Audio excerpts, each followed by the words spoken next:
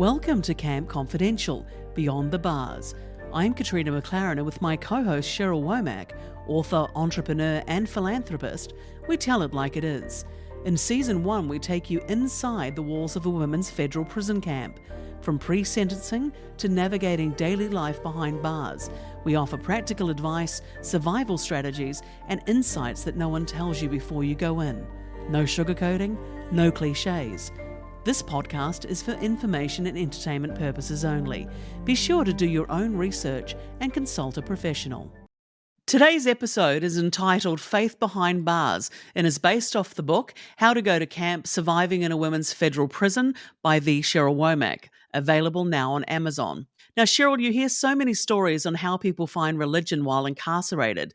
Did your religious beliefs change in any way during your time in prison? And if so, how? I think that you start thinking more about your purpose in life and God when you have the possibility of going to prison way before you get there. I mean, you're just going, why is this happening to me? And so I think you get more religious and think more in terms of, what's the purpose of life? And because it's such a transformative and different thing to happen to you, that religion definitely comes into the picture before you ever get there. And then for me, the little gal that I first met the first night ran a program where they had a singing program every Thursday night. And I got there on a Thursday. And so on Thursday nights, they go and sing religious hymns. And I thought, well, it'll give me something to do before bedtime, so I'll go. And it's a 1-hour program. So I went with her and I went, which is this really hard thing to do for anybody who did it. And she captured a lot of people like that because you're looking for something to do. You're trying to keep calm. You also figure that's a good way to find out who's a good person, who's not such a good person. So you go in there and they start singing religious hymns and stuff and you just cry like a baby. I mean, it just makes you blubber and cry. It's very, very emotional that night anyway, and that makes it even more emotional. And especially if you haven't been able to reach out to your family or anything else. So religion, I think for me, especially the way it came up, hit me in the face that night, but it had already come more front and center. I mean, being raised Catholic, I always had a basic faith, but you think about, why am I here and what's my purpose? What am I supposed to do with this? Do you find that it helped you cope with the experience?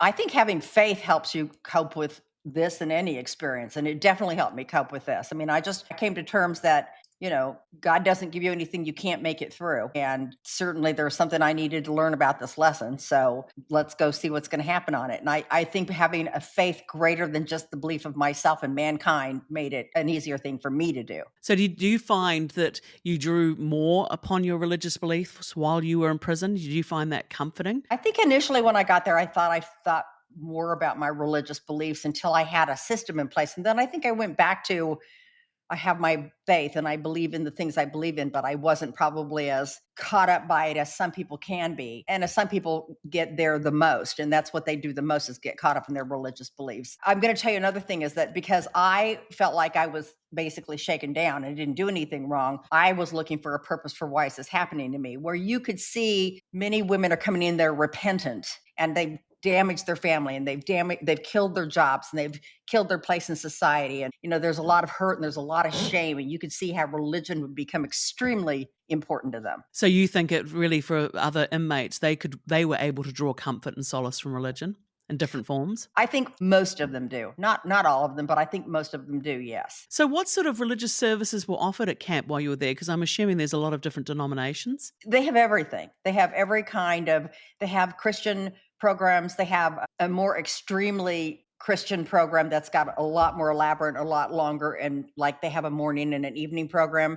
They have a basic Christian program where you just go once a day, probably like the Lutherans, which are very similar to Catholics. They have a Catholic church ceremony once a week. They have their Wednesday night programs for the people who would go on Wednesday nights. When you get in there, you can write, and they give you a form where you can write away for a Bible that they'll send you. It takes a long time to get in there, but many, many, many girls had their own Bible while they were in there and would read the Bible. Or a lot of us had a book called Jesus Calling. And it's just like a little scripture that you read every single day to just make you feel better about your day. And so a lot of people did that. I had one of those books. A friend of mine had sent it to me and I was happy to have it. Did you take that with you when you left? Yes, I still have that book. Absolutely. Yeah, I noticed it because you mentioned in the previous podcast that you had bought rosaries while you were there. So I was curious as to what you may have taken back with you home. Yeah. Again, being raised Catholic with rosaries and doing rosaries, those were familiar things to me. And I wanted to support my friend who was making them, but she also made beautiful rosaries. So I like the rosary. I bought some, but I didn't ever get a Bible while I was in there. I didn't ever get the Bible and study the Bible while I was in there, but I did do the Jesus Calling, and I brought the book home with me when I came home. Absolutely. Do you think that with the different religious representations, do you think they're represented equally, or do some faiths obviously have more resources than others? I think they're as good as probably the girls who in the prison are involved in them. For example, the one that has Wednesday nights and twice a day on Sundays are very represented. A lot of the black women go to those, and they're very represented. Now, not all black, but a lot of the black women go to those, and they have whole programs and ceremony, services and all sorts of things that go on. And they might have a Bible study in between. They had Bible study classes that you could participate in. So women who believed in witchcraft, they had that program. They had a program where the Native Americans could come in and they could, they burn logs and they'd create a fire and they do something for some ceremony on a couple times, like once a quarter, once a month, something. So they have that available. So they do try to make everything available that somebody needs, but you have to, if it's not there, you have to tell them what your needs are. Yeah, I think it's very representative. So did you feel that the prison staff encouraged or maybe discouraged religious practices? Well, I think it was really up to you and how involved you wanted to be. I really felt like it was like in the real world. If you wanted to go to church more often, or you wanted to go pray more often, if you wanted to go where the services were performed for the Catholic Church and the Lutheran Church, you could rent that room out and watch Christian movies that night with a group of people. And there were times that people would do that in groups and stuff. Again, you could be as involved as you wanted to be. You found the people who, would be holier than thou in these services or act like they're holier than thou, and they may as well have been the devil when they were not in there. Oh, it's an interesting dynamic shift. Well, So did you feel there was that real sort of strong sense of religious community among the inmates? I felt the sense of people being religious more in prison than I felt it in my real world. I mean, because again, in a Catholic environment, you go to church once a week. You can go more around holidays and different around Easter and Lent and things like that, but you really just go for an hour, once a week. And other churches go quite a bit more. I'm sure you can sign up for Bible study and do some things like that within the Catholic Church. They do a lot of Bible study in the other religions. And so you just were aware and saw a lot more. So you didn't find there was like sort of different religious groups infighting or anything like that? It didn't seem, or as everyone pretty much did their own thing in that regard? You didn't find it was a source of conflict? They did their own thing. Now, I'm not going to say there's not a source of conflict amongst them in positionings of power and who's in charge and what's going on. But certainly, I think there was enough space for the women every now and then because of maybe the prisons being in lockdown or holidays backing up on each other or something. You could really see an uproar if they couldn't get in and do their programs the way they were routinely supposed to do their programs and things had to change. It could get very ugly. You could hear about it and it's loud and they're not happy because it's as much their routine and what they're doing with their life as much as their faith. So again, you get a routine established when you're there, and things that disrupt your routines are very disruptive to what your life is now as you know it. So did you see that there was any instances of like discrimination as such or favoritism towards different religious groups while you were there? I didn't. No, I didn't see that at all. No. In other words, did you find that the inmates, they sort of hung around in those cliques of religious groups, or do you think it went beyond religion in that way as far as the cliques and how they were formed? Well, I think there were cliques within the religious groups. For example, if you were in the one program that had a lot more services, they would have a choir. And so they would have choir practice. This one particular woman in our prison pretty much had been there for 5 years, I think, like 4 years out of 5 while I was there. And she had garnered her way up to the top of it. And she picked who could be in the choir and not in the choir. She picked when choir practices were going to happen. She picked what was going to be sang. I mean, she was she was large and in charge, and she wanted to be. So, I mean, it gave her a different kind of power on the camp. And now there are a lot of girls who also appreciated the things that she did and was glad that she created the services and stuff. But there were others who were like, if you wanted to provide any input for stuff, she would act like she'd listen to you, but then she'd do it exactly what she wanted to. Exactly what she wanted to. So there was also people could wield religion for power of their own gain. in effect. Absolutely. You saw that in every one of the religious programs that, from the seating that takes place to, for example, who gets up and does the reading in church or who gets up and has a position in front of everybody talking. In their minds, it felt like to me they were more holy because they were presenting, the word of God. And they were doing those kinds of things. And other people who might want to participate more just couldn't get themselves into a position to do it while that person was so large and in charge. They just couldn't do it. And I'm sure too, because of the environment you're in prison, you're in a camp, it's confined, everyone's in there for varying reasons, that people are going to take advantage of that as well and maybe wield religion in a way that perhaps it shouldn't be wielded. I mean, you have mentioned too that there was a level of, if you were a chapel administrator or something like that, as far as one of your prison jobs, you got access to your own office, your own Right. television. Your So own these were television. perks that were outside, someone that's cleaning up the general rubbish around the prison as a job does not get those sort of perks. So indirectly, religion is put on a higher pedestal. Was that frustrating? I think that was real frustrating, especially for the smaller segments where the religious offices were, and the one gal had a pretty good sized office and a good sized TV. And so if you're in the gym or you're in the TV room, you have to pick between three TVs, wear your earbuds, and pick whatever has been scheduled to be on the TVs. You really don't have any control over what you're watching other than to go or not to go. You had your own TV, you picked when, you didn't have to wear earbuds, you could hear the TV all the time. You could stay out and stay away from everybody else till 9 o'clock at night. You had So you had privacy, your and own that's a big commodity, right? huge. I mean, you had privacy. You didn't have that kind of privacy in your room. So you really, really had privacy. Let's discuss for a second, different religious beliefs come with different dietary requirements. Did the prison cater for that? They did a really good job, I think, of catering for that too. And for example, dinner was done by probably 4:20 every day, 4:30 at the latest. You're supposed to go to 5 o'clock meal. Well, during some of the Islamic holidays, they have to fast until after dark. And so they would allow them to get a to-go meal to have and set it aside and eat it after dark. Not after dark, but after sundown. And in the summertime, if they were doing that, or summer, fall, whenever it was, it could be quite late before they were able to eat. So do you think that other prisoners, do you think that impacted on the way the other inmates supported each other sort of emotionally or not really? Again, I think other than the people who are using it for power plays or for special privileges, I think it's like religion anywhere. It just was what it was. But it just, again, you've got the people who became large and in charge and used their position throughout the campus to always be in charge of something and have a bigger role in something. And, again, this one gal who ran everything in the bigger one would be on her knees at 8 o'clock every night praying in front of everybody to go to bed at 8 o'clock. And then if she heard anybody talking, that woke her up after, and she got up early to go for the 5:30 mailroom stuff. But if she heard you after 8 o'clock, she would come take you out like a Jezebel. She was like the devil incarnated, came after you because somebody might be giggling somewhere else.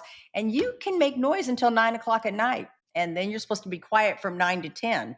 So it's like, if you know that's a problem, maybe you should stay up till 9 o'clock. It's kind of that flip side, isn't it, of inflicting your beliefs and opinions on others in varying ways, and maybe not just around a religion, but anything like in that regard. A number of them were not.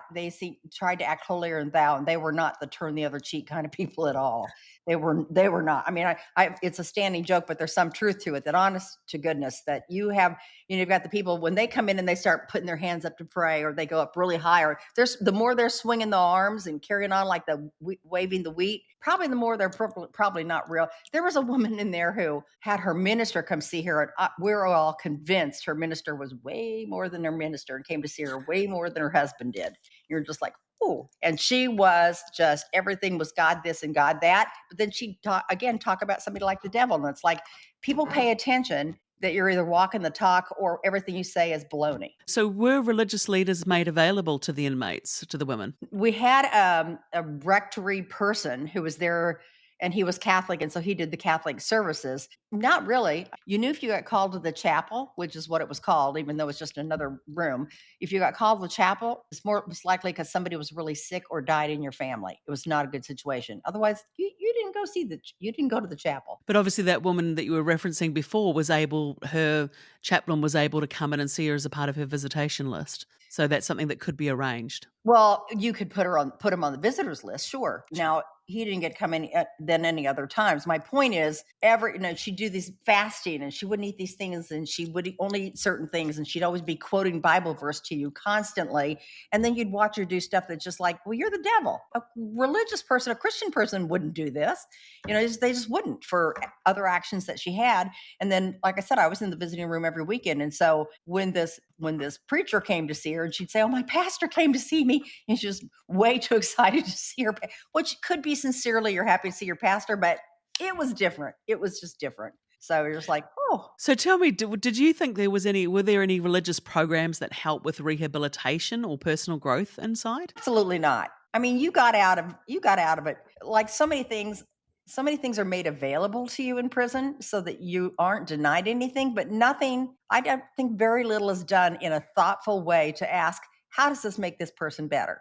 Now, it would be discriminating and against the law not to make things available for their religion. So I don't really think anybody gave it any thought to how will this improve the quality of this person's life. I just don't think that ever came up. And Do to you me, think it that's was maybe more about ticking boxes rather than it being a genuine follow through of something to better someone? absolutely. It's just sort of like in the cafeteria when you get your certain food, it's to meet the calorie count, not necessarily nutritionally good. When you were actually released, did you find that prison affected your faith when you were on the outside and you were back in, I suppose, normalized society? Let me think. I think before I got out, I sort of went back to my normal. I mean, I think you thought more about God. And I think when you come back out, you're still dealing with what's happened to you.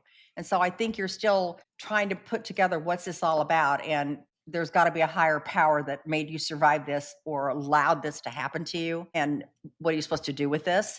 And so, I mean, I think I would assume everybody goes through that. I did. I certainly went through it and goes, now what am I supposed to do with this? And what does this mean to my life now? And again, thinking on a more religious, on a higher power than I would just think. I mean, it made it easier for me, I think, at that point in my life to say, I believe in God, I have a faith, all the things that I probably didn't in the business world probably talk about too much. And you grew up in a Catholic family, but Yeah. I don't ever recall faith being a part of when I worked with you, your daily existence as such, or in your reality in that way. That's Well, not to say that you didn't believe, but just it wasn't forefront. It wasn't to the front of everything. like all good Catholics, we weren't really great at practicing it. I think if you grew up a lot of times when you've grown up as a child in the Catholic Church, you're just not so good at practicing it. Now, we all go through the stages when we have our kids and we're going to church every Sunday and then your kids grow up and you stop again. Some people, I mean, that's some people, but I always had my faith. It became much more real and important to me, which it did anytime something really got hard for me in life, really, really hard for me in life. It wouldn't be, I mean, in business, I would pray to God that I'd get something accomplished that I had to have done by a Friday because on Monday the world was going to fall apart in my business. You could tell I was so nervous that I went with two different colored earrings. And and of course, the people I'm begging to get the help with for the business on the business trip noticed that, which I did not, because you're so nervous. But I'm just going, please, God, make this happen, and it happened. And you're just like, I think sometimes you just reach to something higher. You can't just wish for things and not expect them to happen. And I think you reach for it in other parts of your life, but in prison, you're pretty isolated. And again, a lot of people there are having a lot of guilt and a lot of shame.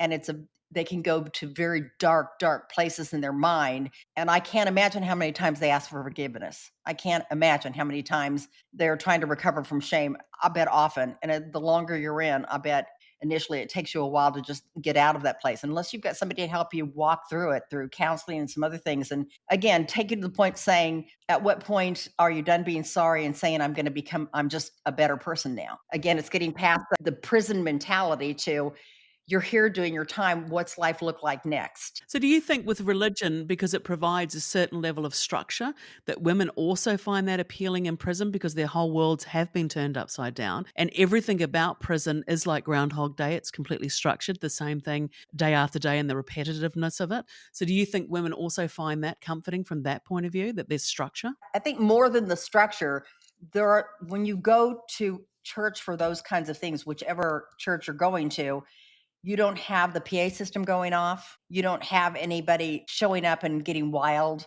It's a very controlled, quiet atmosphere. So it is a safe place. It is an emotionally and mentally safe place, at least for an hour, a couple hours out of the day, that you're not going to find just walking the track, going to the gym. I mean, you don't know what could disrupt when you're somewhere else. Or my area that I lived was like Grand Central Station. There's somebody always coming in and out and bringing a letter or a book or asking a question or something. When you're in church, you don't have those disruptions. So it was a way for you to, I think, take control and try to have a very calm period in your life. And I would think that a lot of people throughout every week would find that very comforting. As far as religion, when you come out of prison, you're back in normal life. We understand that you sort of move back into more of what your life looked like before. But while you were in prison, you said that God maybe gave you, what was the purpose? You were looking for meaning, and why did this? In a way, it's kind of that, why did this happen to me? When you were in prison is when you made the decision that you were going to write about this process and the lack of information you had. Do you think that the book stemmed from this, from you, for that determination of wanting to give something back, and from your faith and how that all came about? I really believe from the bottom of my heart that God put me there to learn about this system. And I don't know if he necessarily expected me to take it and say, I mean, everybody who goes in there and sees the things that are wrong with it want to change it. And so now you've got to figure out, to what level do you want to change it? And with whom do you want to change it? And again, I think instead of these grandiose, big sweeping changes that you can talk about that are probably never going to happen, I like the smaller steps of, again, exposing the world at large, exposing the people who work within the system to understand more about the other systems. And I mean, I think that was part of God's choice for me to go there and help other women. As a business owner, I helped plenty of women, but this was a different kind of help. This was getting down to the root of self-esteem and caring for themselves and understanding themselves. And I think the other part too is, I'm not going to say God didn't say maybe you need a little humbling in your life, Cheryl, because I mean, I crow, and most of the world doesn't know, that I feel like I've been shaken down. Most of the world just thinks that I'm a tax cheat and I went to jail. Well, they Yeah. couldn't be more wrong. But having said that, part of it is I want to get the story out for what really happened to me. But if I just get the story out for what really happened to me, I really didn't make any changes or do anything for good. And just like I had a business that, had on-site daycare and did things well above and beyond what you do as a good business. We were a great business for how we took care of our employees. I also now want to do more with this whole new life I've been exposed to. A lot of people couldn't make those changes, I don't think they have the know-how or the contacts or the skill sets. And God gave me all those things. So I think that's a really good use of my talents to take this and see how far I can take it. Thank you for listening to How to Go to Camp with Katrina McLaren and Cheryl Womack. For more support, check out the Women of Worth website, www.womenofworthwow.org, where you'll find helpful resources, including Cheryl's books, Mummy Loves You Everywhere and How to Go to Camp, Surviving in a Women's Federal Prison. Whether you're preparing for the journey or supporting someone through it, remember, there's guidance, hope, and a community ready to help you navigate this path.